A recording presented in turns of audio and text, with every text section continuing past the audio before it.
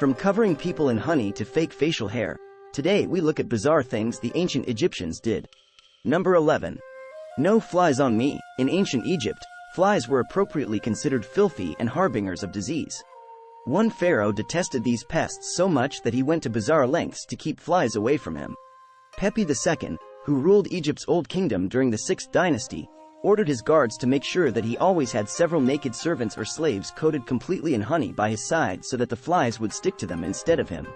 This wasn't the only strange way in which the Egyptians used honey. It is also believed that they used it as an anti-inflammatory after surgery, ointment for skin conditions, as eye drops to cure conjunctivitis, and even mixed it with elephant excrement to use in contraception. Number 10. No hair, don't care. The ancient Egyptians were also depicted in their art and sculptures as having short black hair or elegant braids, as is the case of Cleopatra. This too is a false representation of the reality of the times. In reality, both the men and women of Egypt were mostly bald, having shaved their heads to prevent hygiene problems such as lice. The younger men of esteem usually wore only a single braid coming from their head, and the older and younger men usually wore wigs. These wigs are where we get the images of short black hair and were not necessarily worn for ornate reasons but for more practical reasons such as shielding their heads from the sun. Number 9. Feline Funeral. If you think you have taken the loss of a pet hard, you can probably relate to the bizarre mourning practices of the ancient Egyptians when one of their beloved cats passed away. The Egyptians revered their cats as gods walking among them, so when Anubis came to guide the cat's soul to the underworld, they undertook traditions that they believed were fitting for these feline deities. The family to whom the cat belonged would start their grieving process by shaving their eyebrows, entering a period of mourning that would last until the eyebrows grew back. They would then mummify the cat as if it were a fallen pharaoh and bury it with a ceremony that was much more divine than that of the average Egyptian. In its grave, they would provide the cat with all the things it cherished from this life such as mice, milk, and toys in order for the cat to bring these with it on its journey to the next life. Here are some other fun facts about the Egyptians and their feline companions. Because they were sacred, it was illegal to export cats out of the country, and pharaohs would even send the army to stop smugglers or retrieve cats that left Egypt. It was also illegal to purposely or accidentally cause the untimely demise of a cat and would be punished with the ultimate sentencing allowed by law. Also, most modern domesticated cat species can be genetically linked to those that roamed Egypt. Number 8.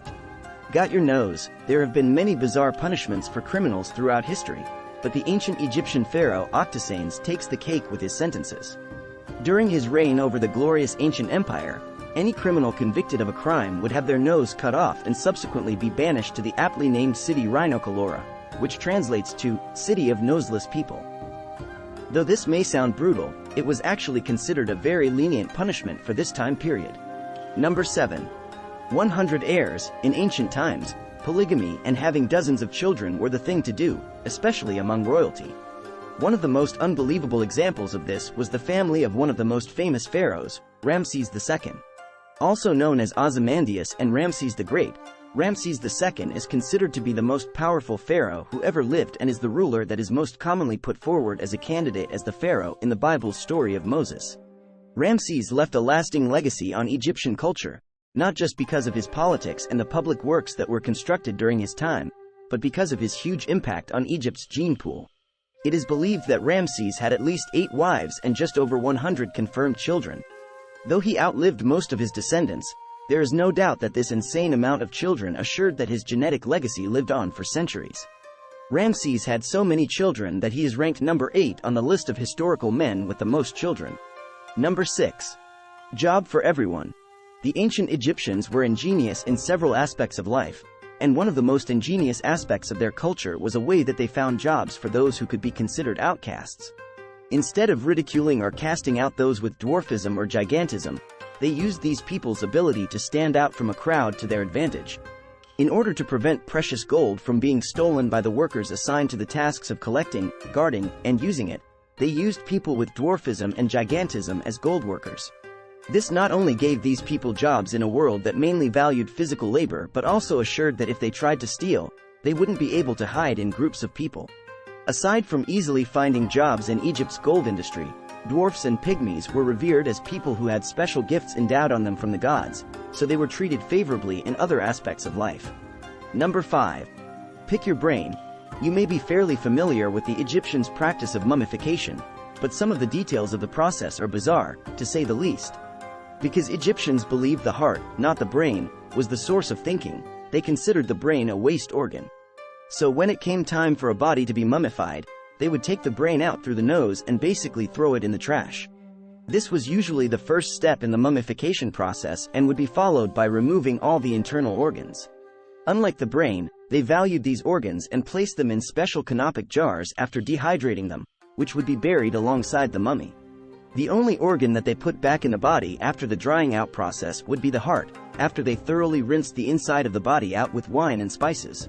One can only hope that they made sure these mummies to be completely shuffled off this mortal coil before the deep nose picking started. Number 4. Fat Pharaoh. If you close your eyes and picture the pharaohs of ancient Egypt, you probably picture them as being slender and toned, as they are portrayed in movies and in artwork from their time, but this is mostly incorrect. In reality, the pharaohs were incredibly unhealthy gluttons who enjoyed their kingly lifestyles to the point of excess. Scientists have studied the remains of the ancient royalty and found that many of them suffered from obesity and the problems that come with it, such as diabetes and heart disease. This is probably due to their constant feasting on foods that are high in sugar and saturated fats, as well as their love of beer. The pharaohs also rarely had to engage in any strenuous physical activity, as everything was done by their slaves or servants. When examining the remains of the renowned Egyptian queen Hatshepsut, researchers found that she was likely obese, balding, and suffering from diabetes. This is contrary to the image of her depicted in statues and other artwork. It appears that even the pharaohs were very image-conscious and made sure that they would be seen as perfect-bodied gods to those who came after them. Number 3. Fake beards. In the early days of ancient Egypt, facial hair was common, and even early rulers were depicted with beards and mustaches. Over time, shaving became fashionable and also fit in with the Egyptian obsession with hygiene, as hair was associated with uncleanliness.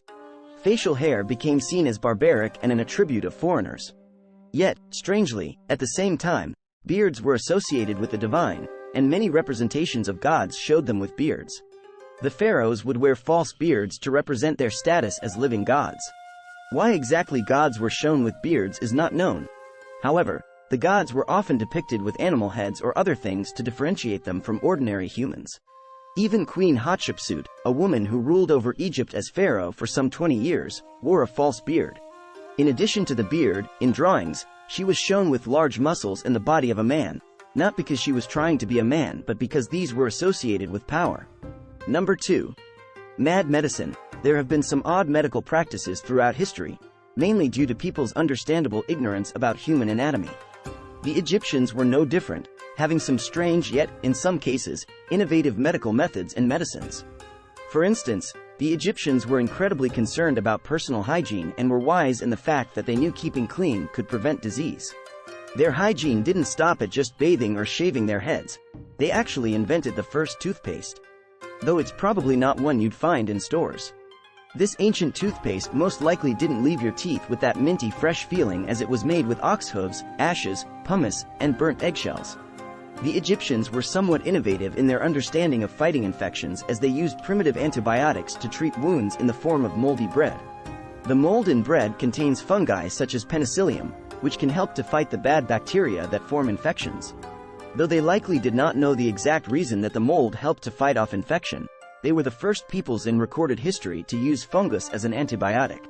Only in ancient history could you find a civilization that could put forth so much innovation and yet still practice forms of healing that make absolutely no sense whatsoever.